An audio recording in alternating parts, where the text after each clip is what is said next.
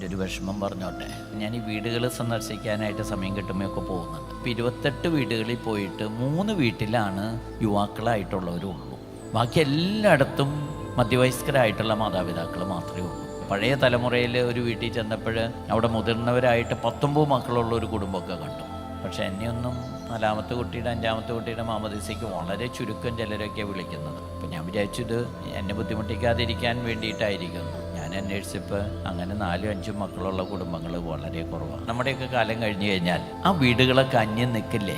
ഇനി തീഷ്ണതയോടുകൂടെ ഒരു ജീവസംസ്കാരത്തിന് പരിശ്രമിക്കുന്നില്ല എങ്കിൽ ഇവിടുത്തെ ദേവാലയം വെറും ഒരു മോണിമെന്റ് ആയിട്ട് മാറും. ഇവിടുത്തെ സെമിത്തേരിയൊക്കെ പണ്ട് ഇതിലൂടെ വന്ന് കടന്നു പോകുന്നവർ പറയും, ഇവിടെ നല്ലൊരു ക്രൈസ്തവ സമൂഹം ഉണ്ടായിരുന്നു, ഇന്ന് അന്യം നിന്നുപോയി, അതിൻ്റെ അവശിഷ്ടങ്ങളാണ് ഇവിടെ.